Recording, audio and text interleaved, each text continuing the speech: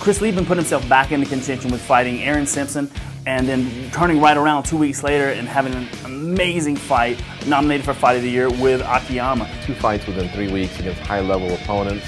Akiyama's no joke, you know, that was tough. I think the Akiyama fight was one of the greatest fights I've ever seen. Just a tremendous year for this guy. I wasn't expecting much out of James Toney's octagon debut. You know, it's tough for a boxer to come in. At first, I was skeptical, like a lot of people. Like, is he taking this seriously? And then, you know, he fought Randy and he saw that no, he was not. Ended up being good for a laugh. I mean, the trash talk was entertaining, and then the fight kind of speaks for itself. Obviously, I'm partial to that outcome.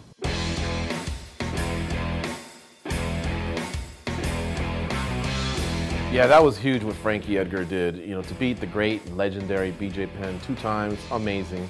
Here's a guy that was the underdog both times out. People have said he's too small for the division, and he came out and he dominated BJ Penn's over 10 rounds of fighting. Absolutely unbelievable moment for Frankie Edgar. Jose Aldo, boy, that guy really put himself into a new limelight, a new category, a new stratosphere. What he did to former champions is simply amazing. Just mowed everybody down, made it look easy all year, and tore through some stiff competition. It'll be interesting to see what challenges they come up with for him next to hopefully make him work a little harder. Gina Carano, she, you know, was the face of women's MMA and really brought a lot of popularity through Elite XC. But, you know, she faced Cristiane Cyborg Santos, and that night was just not her night.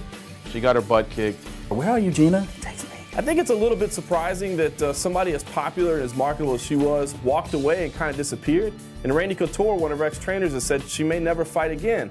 But it seems like she's well on her way to a nice career in Hollywood, and who wouldn't want to do that over fighting Cyborg? Two of the biggest action movies that were released in 2010 featured huge MMA stars in Randy Couture and Rampage Jackson. I think the fighters crossing over as actors kind of went to the next level this year with the A-Team and the Expendables both being huge box office hits, and I felt like Rampage and my dad both did great jobs, and in some ways sort of stole the show in each of those movies. It was great to see Chael fight well in his last fight with Anderson, and not only that, did a great job of hyping the fight and really selling the fight to the public. A lot of people saw it, kicked his ass for 4.5 rounds, and then got caught. I don't think we'll see something like that for years to come. A few weeks later, we find out, you know, he tested positive for a banned substance, and that's unfortunate. The appeal's still out, you know, but usually they don't get that one wrong. After the Nick Diaz and Jason Mayhem Miller debacle in Strikeforce, CBS hasn't aired another broadcast of an MMA fight. A lot of places to point the blame, a lot of fingers can be pointed around. The only good thing is, hey, Strikeforce made the changes, they changed the policy, and hopefully we won't see anything like this ever again. Who would have thought that Brock Lesnar would be like the feel-good story of 2010, you know, but he was.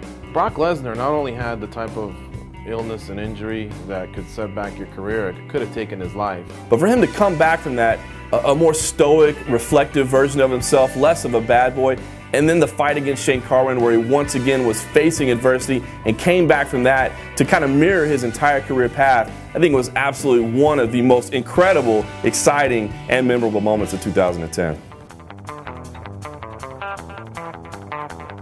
The myth, the man, the legend kind of a thing with Fedor, right?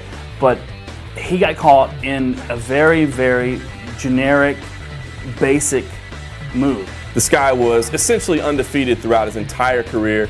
He faces Fabricio Verdum, who submits him as if he's just some run-of-the-mill heavyweight. It was just a shocking moment for everybody in attendance. And what was impressive to me was his attitude towards it. And what did he say at the end? It was something like, the one who doesn't fall can't stand back up, which would have been a great Twitter. So if Fedor had a Twitter, he should totally Twitter that. If not, I'll do it.